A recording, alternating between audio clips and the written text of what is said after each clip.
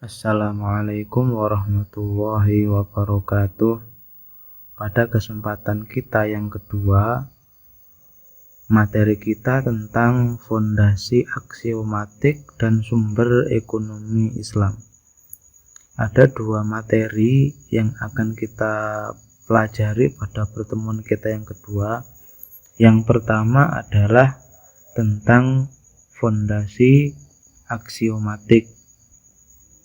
Yang kedua tentang sumber hukum ekonomi Islam. Dua materi ini kita belajar tentang apa itu aksiomatik, fondasinya dan pilar-pilarnya seperti apa, dan kita akan membahas sumber hukum ekonomi Islam. Dari mana ekonomi Islam itu diambil. Yang pertama kita bahas terlebih dahulu apa yang disebut sebagai aksioma. Aksioma ini punya beberapa definisi. Yang ketiganya dapat kita tarik kesimpulan, dapat kita lihat mempunyai persamaan. Yang pertama, aksioma adalah pernyataan yang kita terima sebagai kebenaran tanpa ada pembuktian. Jadi kita sudah menganggap bahwa itu sebagai sebuah kebenaran dan kita tidak perlu membuktikannya. Yang kedua, aksioma merupakan ketentuan yang kebenarannya bersifat mutlak. Kebenarannya adalah kebenaran mutlak. Yang ketiga, menurut Syed Nawab Haidar Naqvi, bahwa yang disebut sebagai aksioma adalah pernyataan yang sudah disepakati kebenarannya. Nah, di dalam Islam, fondasi aksiomatik sebagai pilar ekonomi Islam ada 4 pilar yang akan kita pelajari, dan ini jadi kompetensi kita untuk memahami apa itu 4 pilar dalam ekonomi. Yang pertama adalah unity. Ini dikenal dengan ketauhidan atau keesaan, tauhid. Yang kedua adalah equilibrium. Equilibrium itu bermakna keseimbangan.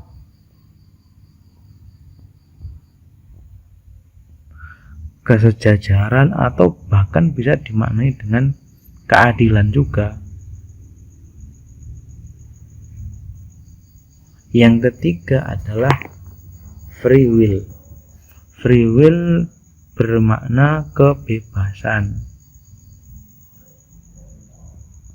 atau kehendak bebas. Yang terakhir, responsibility bermakna tanggung jawab.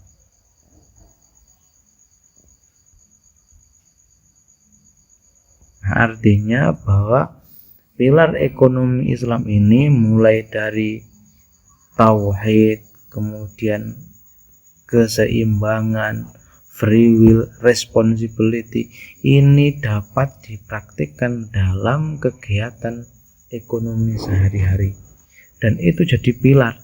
Maka ketika seseorang melaksanakan aktivitas ekonomi didasarkan kepada 4 ini: tauhid, keseimbangan, keadilan atau kesejajaran, kebebasan, dan prinsip tanggung jawab.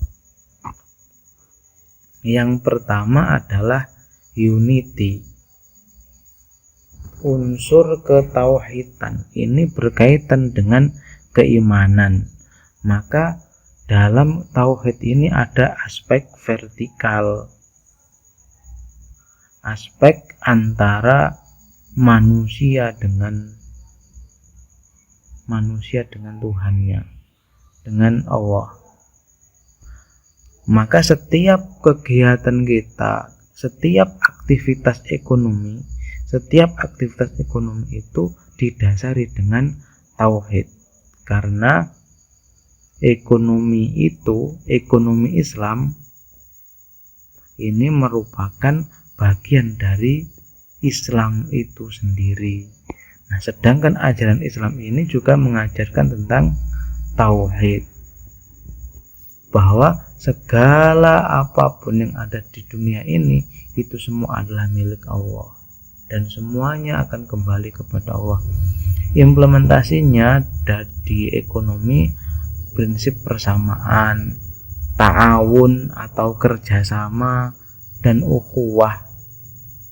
Ukhuwah itu persaudaraan. Maka setiap kegiatan ekonomi kita harus didasarkan kepada prinsip tauhid, keesaan Allah.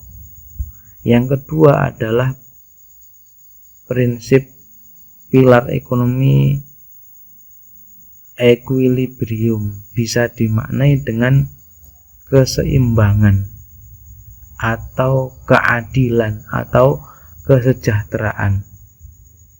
Nah, Islam mengajarkan bahwa segala sesuatu itu harus seimbang.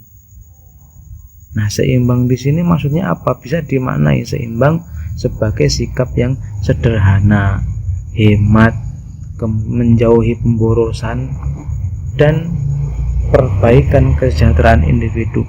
Ini terkait dengan perilaku konsumsi atau perilaku konsumen. Dalam perilaku konsumen, maka harus dibedakan mana yang untuk kepentingan dunia, mana yang untuk kepentingan akhirat. Maka semuanya harus seimbang, sehingga harta yang kita miliki, harta yang diperoleh, itu ada yang sebagian digunakan untuk jalan Allah, sebagian untuk aktivitas ekonomi untuk memenuhi kebutuhan hidup, untuk memenuhi needs.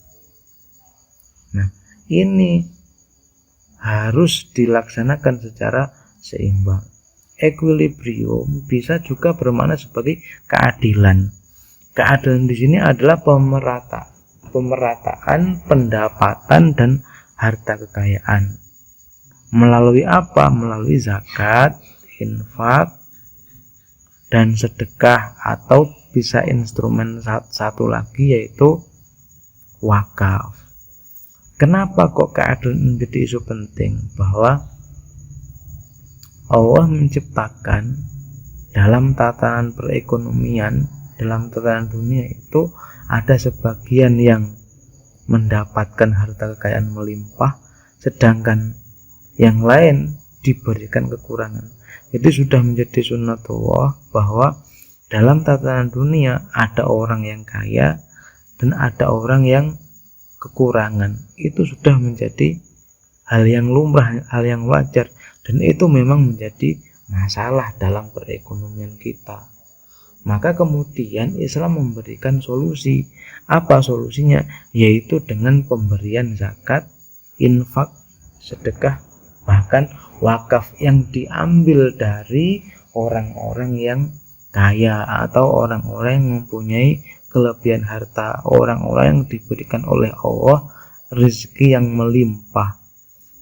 Diberikan kepada siapa? Diberikan kepada orang-orang yang kurang beruntung, orang-orang yang membutuhkan. Sehingga konsep pemerataan pendapatan dan kekayaan ini akan terus berjalan. Walaupun ada orang kaya, ada orang yang kekurangan, tetapi tetap semuanya dapat memenuhi kebutuhan. Kemudian keadilan ini juga menjelaskan bahwa tidak boleh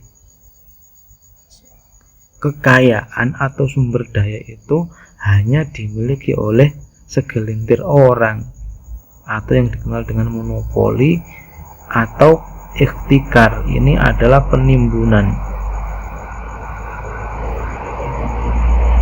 Setiap aktivitas ekonomi harus bebas dari monopoli, bebas dari penimbunan. Ini akan merusak harga di pasar dan menyebabkan ketidakadilan, menyebabkan pemerataan terhambat. Yang ketiga, prinsip dasar aksiomatik ekonomi Islam adalah free will, kehendak bebas. Artinya apa? Bahwa manusia dijadikan oleh Allah sebagai khalifah. Khalifah di sini apa? Tujuannya adalah melestarikan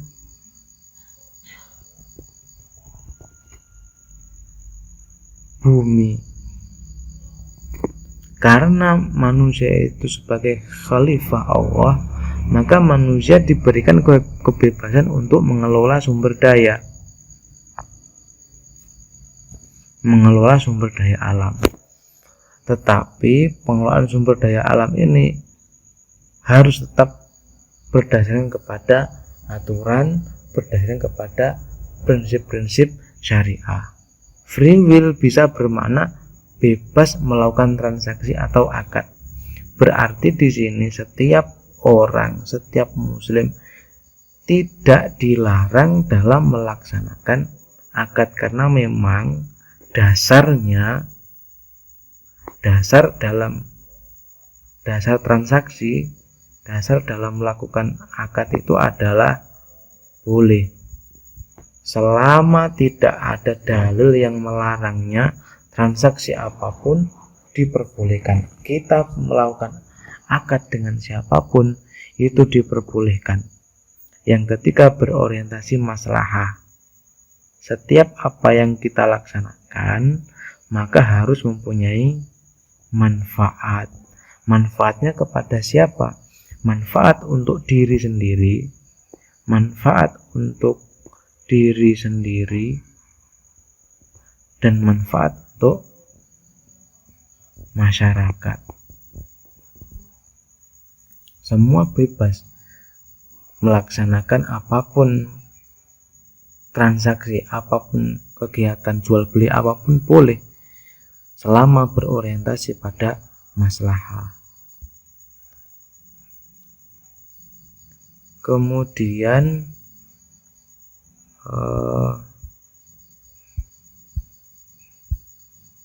sebelumnya adalah setelah free will ada responsible. Ini berarti tanggung jawab. Responsible itu adalah tanggung jawab. Artinya apa? Bahwa manusia akan dimintai pertanggungjawaban, terutama berkaitan dengan harta. Nah, berkaitan dengan harta ini Allah akan meminta pertanggungjawaban dua hal. Dari mana harta itu diperoleh dan kepada siapa harta itu didistribusikan. Nah, kemudian dalam melaksanakan free will ini, yang ketiga dalam melaksanakan transaksi atau akad, terdapat prinsip dasar akad itu. Ada al-hurriyah, ada al-musawwah, al-adalah, al-ridho, as-sidqu, dan al-kitabah. Dasar dalam melaksanakan transaksi, walaupun yang paling transaksi atau akad dalam muamalat itu banyak, bisa jual beli, contohnya bisa jual beli, bisa sewa, bisa pesan, bisa kerjasama, bisa utang, bisa wakalah, dan lain sebagainya. Nanti itu bisa dipelajari di mata kuliah yang lain yang lebih fokus membahas tentang akad-akad dalam ekonomi Islam. Nah, yang pertama adalah prinsip kebebasan. Ada sebuah hadis, as-sulhu jaizun bainal muslimina illa sulhan Dari sini dapat kita pahami bahwa kontrak yang dilaksanakan oleh orang Islam itu hukumnya boleh. Jadi seorang muslim diperbolehkan melaksanakan kontrak, melaksanakan perjanjian bebas apapun. Yang penting adalah perjanjian yang tidak mengharamkan yang halal dan menghalalkan yang haram. Jadi syaratnya adalah haram atau halal. Nah, ini syaratnya adalah transaksi atau kegiatan itu tidak menghalalkan yang haram atau menghalalkan yang haram. Bebas, manusia itu dibebaskan melakukan apapun. Ini dasarnya hadis ini hadisnya sahih. Selama tidak menghalalkan yang haram dan mengharamkan yang halal, maka transaksi apapun boleh. Yang kedua adalah dalam melaksanakan transaksi, dalam melaksanakan aktivitas ekonomi berprinsip pada al-musawah. Al-musawah ini apa? Berarti usaha yang dalam kehidupan sehari-hari, usaha dalam melaksanakan kegiatan ekonomi itu dilakukan secara baik. Nah, di sini ada hadis Malik mengatakan bahwa bagi seorang budak lil mamluk berhak mendapatkan makanan, pakaian yang ma'ruf. Ma'ruf itu layak. Di sini tidak ada perbedaan, semuanya sama. Prinsip persamaan. Maka dalam kegiatan ekonomi semua sama. Prakteknya bagaimana? Prakteknya setiap akad maka punya kedudukan yang sama. Secara umum dalam setiap akad, baik akad tabarruk maupun akad tijari itu sama. Maksudnya sama itu bagaimana? Bahwa akad ini memang bertujuan untuk memberikan masing-masing pihak ini keridhaan, masing-masing pihak ini tidak ada yang dirugikan. Tabarruk ini maksudnya akad yang untuk kegiatan sosial atau non-profit, akad yang tujuannya tidak untuk mencari untung. Sedangkan kalau yang tujuannya untuk mencari keuntungan itu ada namanya akad tijari, ini akad profit namanya. Yang ketiga adalah keadilan. Ini didasarkan kepada surah Al-Baqarah. Fa in kana allazi 'alaihi al-haqqu safihan aw dha'ifan aw la yastati'u ayyumillahu falyumil waliyuhu bil 'adl.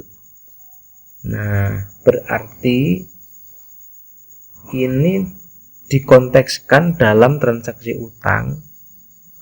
Jika orang yang berutang itu dalam keadaan lemah akalnya atau lemah keadaannya, lemah akalnya itu bisa bermakna idiot atau gila, atau lemah keadaannya, maka hendaklah wali mengimlakkan, menulis dengan jujur. Maka di sini keadilan ini kalau kita praktekkan dalam transaksi, dalam kegiatan ekonomi, ini berlaku kepada produsen maupun konsumen. Setiap transaksi antara produsen dan konsumen harus berdasarkan prinsip keadilan. Keadilan itu dibuktikan dengan tidak adanya pihak yang dirugikan, baik itu produsen maupun konsumen.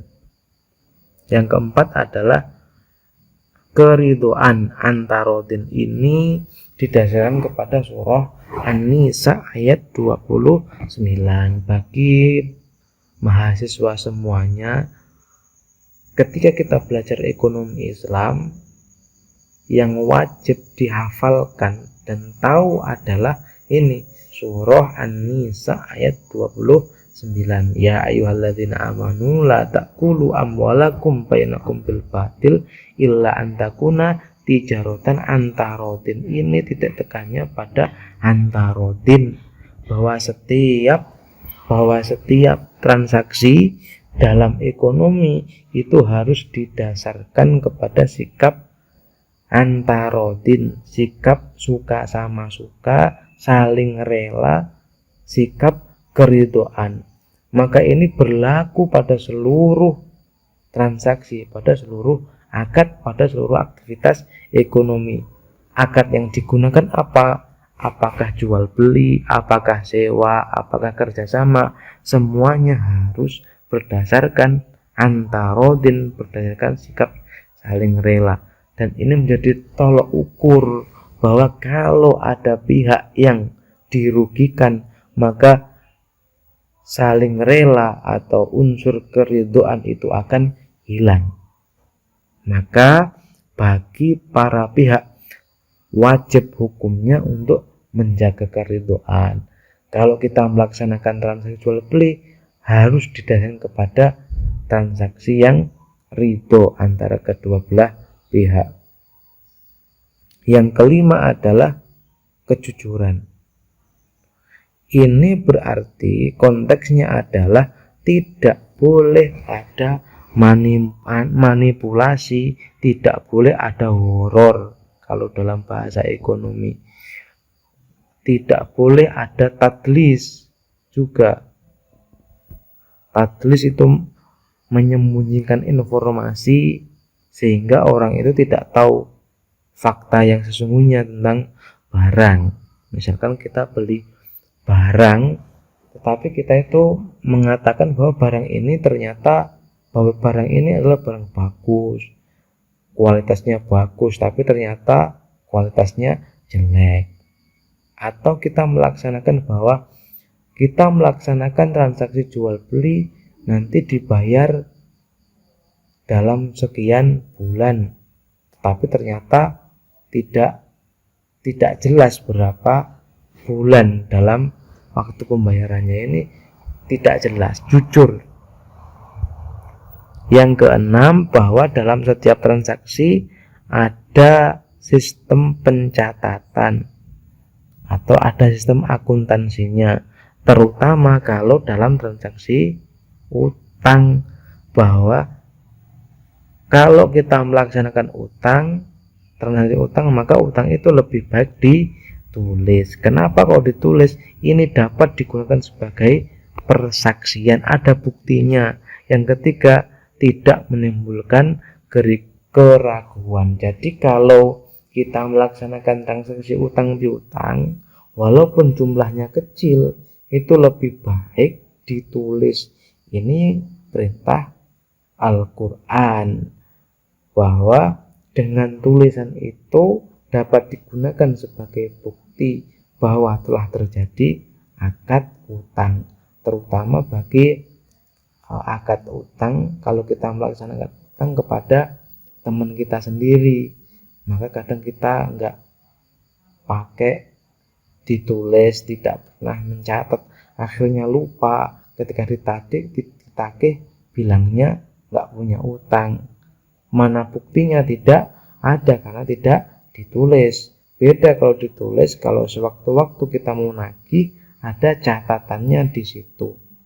Nah, kemudian konsep ini dikembangkan ke dalam seluruh aktivitas ekonomi, tidak hanya aktivitas utang saja, atau tidak hanya aktivitas jual beli secara tunai saja, tapi seluruh transaksi itu sebaiknya dicatat. Ini yang ngajari adalah Allah didasarkan kepada surat ini. Baik, selanjutnya adalah pilar yang keempat adalah responsibility. Artinya adalah tanggung jawab. Artinya setiap manusia pasti dimintai pertanggungjawaban. Dalam hadis dijelaskan bahwa kullukum ra'in. Setiap manusia itu adalah pemimpin. Karena pemimpin maka akan diminta pertanggungjawaban terhadap siapa? Terhadap diri sendiri maupun terhadap lingkungan. Contohnya adalah konsumsi seseorang tidak hanya didasarkan pada pendapatan, tetapi harus menyadari konsumsi dan pendapatan masyarakat sekitar. Ini adalah berarti konsumsi kita disesuaikan dengan etika masyarakat, tidak semata-mata didasarkan kepada pendapatan. Kalau pendapatan naik, konsumsinya juga naik, tidak seperti itu, tetapi konsumsinya diprioritaskan, disesuaikan dengan pendapatan masyarakat atau kondisi masyarakat sekitar.